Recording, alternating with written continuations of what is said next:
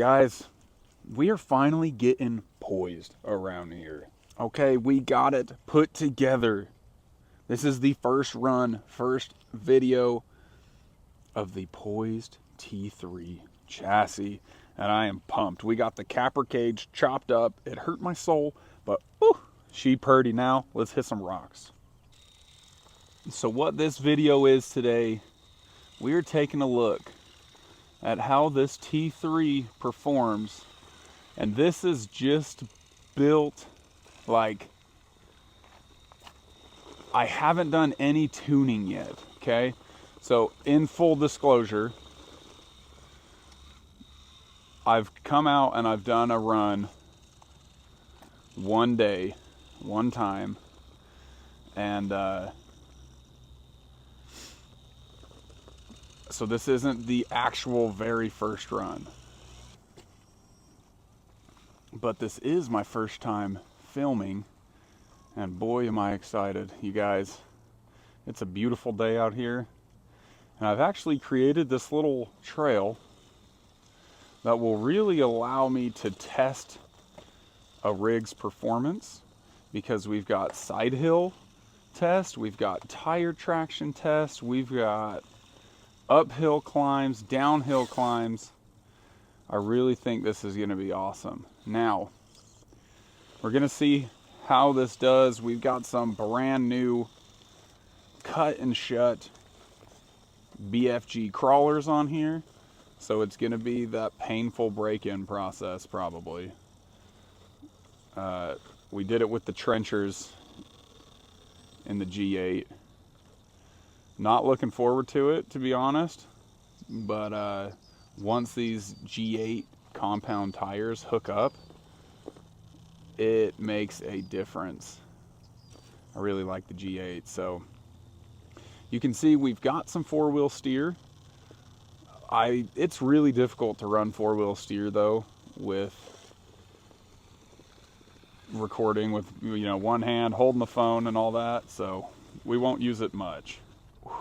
She's pretty. You guys, this build, we're gonna have a lot of content, so if you are here on Hobby Drop for the first time, dude, stick around, because we're gonna have lots of good stuff coming on the Poizd build specifically. Stop the rollover right there. So that line defeats my Reaper too. I don't have a rig that can make that yet.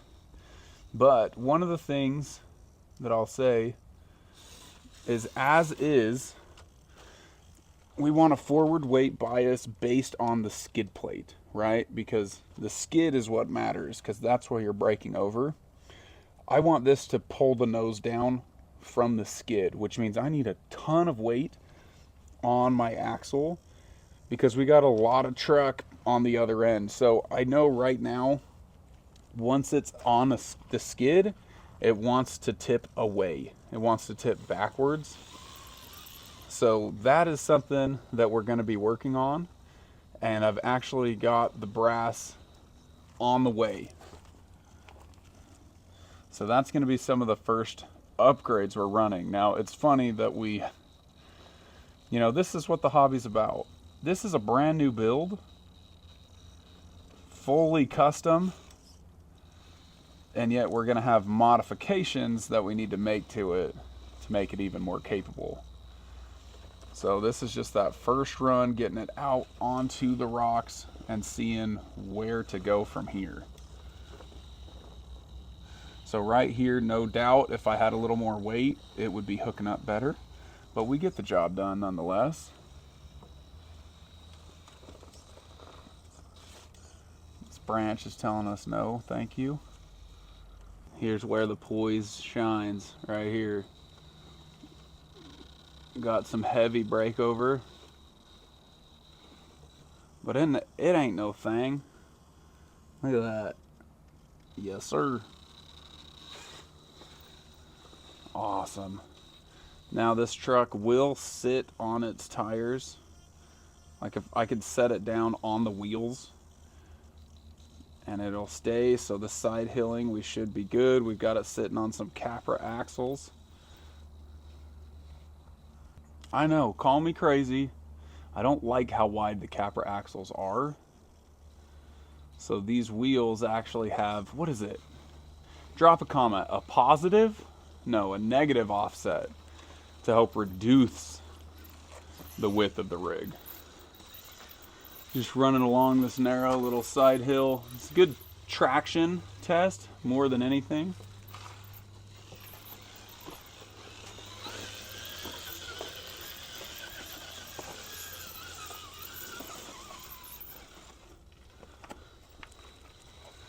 That area gets a lot of traction or traffic, so it's real sandy. Okay, just a fun little V-notch here.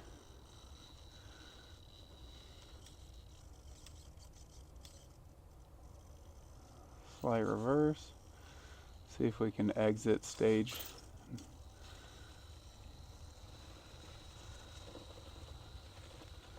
There we go, getting the hook.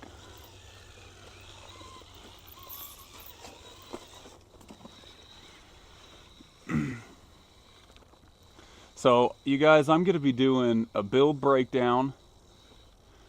I'll tell you all the goodies.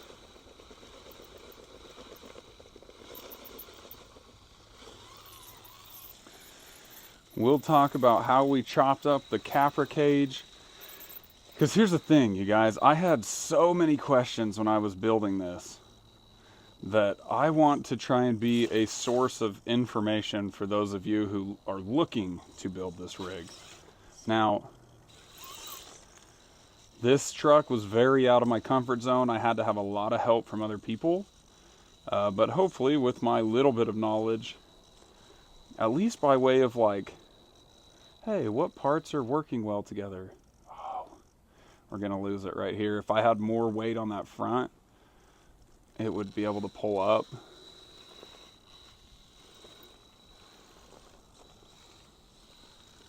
We're gonna help it out just to move on. Oh, guys, this was my downhill right here. Somebody busted it off. This whole thing used to pop out. That was my downhill test. That's a sad day. That's what happens though when this sandstone gets wet. It loses its strength and just kind of can crumble. But yeah, you guys stick around. Like, hit the subscribe. If you're building a Poizd truck or thinking about it, subscribe. Subscribe. Because I'm going to be getting a lot of good info out there for you guys. With my very unexpert opinion. But nonetheless. Whew. I'll be here to answer questions and try to be as helpful as possible, because this was an intimidating thing for me, but it's such a cool rig, dude. Such a cool rig. So I would love your guys' help as I move forward with this, because like I said, revolver motors, ESCs, like a lot of that stuff was out of my wheelhouse.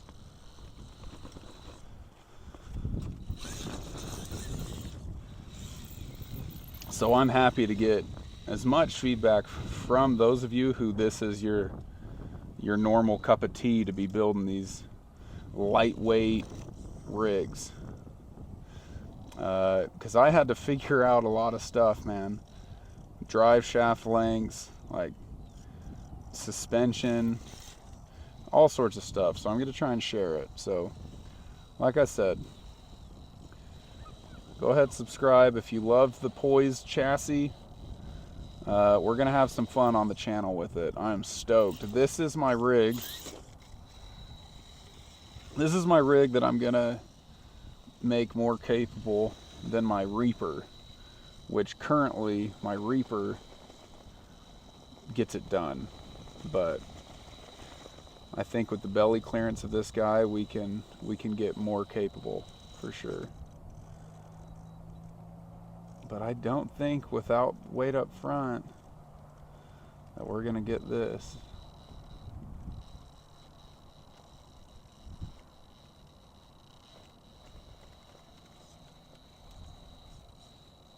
Interesting. Interesting. We're in Tippy Town. Slow reverse. See, dude, if I just had a little more weight.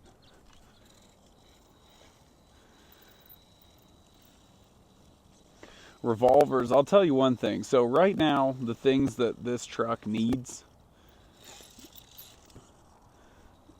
it needs the tires to break in. That's just inevitable.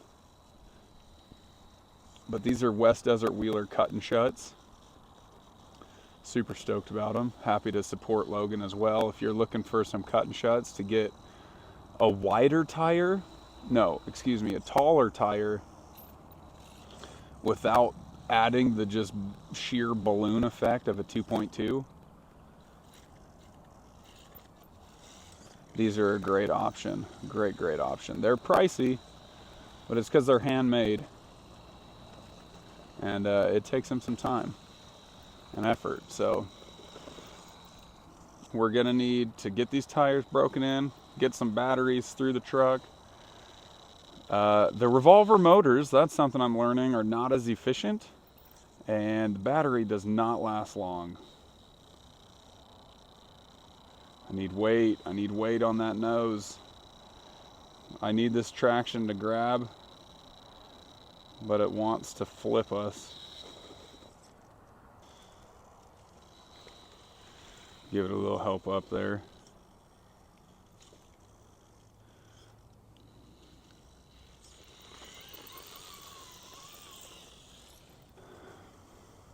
It's pretty cool though, with the light weight that this truck is. It, like, when I'm going fast and it's hitting bumps, this thing just like bounces around. Kind of funny. Let's just keep along this skinny little edge here. Testing our side hill traction. We do have the squid inserts by SL3D, which eliminates almost entirely any side hill rolling. Just allows the truck to get maximum traction. So just creepy crawling our way. This is our side hill test right here. So we've done a little uphill. We see we're weak in the uphill department just until we get that brass. Because once we get that brass, man, oh, look at that tire grab and get us over the hump. Nice, that was clean. Until we get that brass, we're gonna struggle. We've got a wide truck, a long truck, and a forward skid that just needs all the weight up on that axle. But we've got a lot of flex with the Traxxas big bore 2660s, and we're having a good time. That's the whole point of this. I once did a video of this. This is called the let's see, use a little rear steer. We're gonna take it back up, but try and work our way up the hill.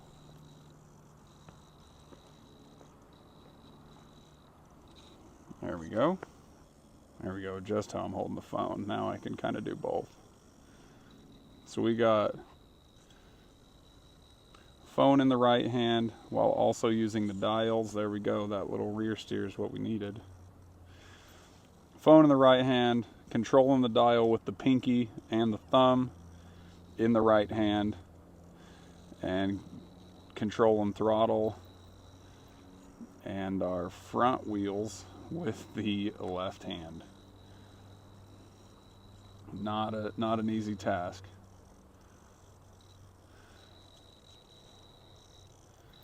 Nice, dude. I'm so excited about this build, you guys, and I'm excited to share it with you. It has been a long time coming. I've been building this since the start, since last year. So, I think this is where I was struggling. Let's see if we can... But yeah, like I said, I've been trying to build this thing since last year. It is currently the end of February. So it's been a long time coming, several months. I don't know, maybe that's not a long time. I sold stuff from the Capra. I sold the Capra, tore it apart to help fund this build. I kept the axles. That is about all I kept from the Capra build. Well, and the cage, obviously. And then I also sold my G-Speed. Nice. You can hear that revolver fighting. Let me know on see, I think that's the end of our battery.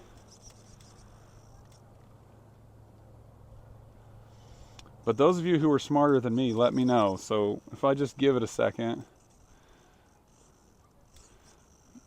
Is that something with the ESC that once it goes under a bind, it kind of just gets sad? Gets angry and then shuts down? Or is that my battery giving up? What's going on there? Because so you can see we're back and running now. But like I said, I am very unfamiliar with revolvers and with tuning ESCs. You can see how slow this thing can go.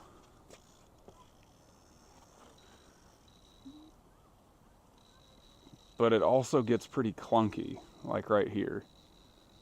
It's just like, it's like chuggy. I don't know. Let me know. Drop me some comments. This is the, you're like, well, what are you running? This is the Python X with the Komodo 10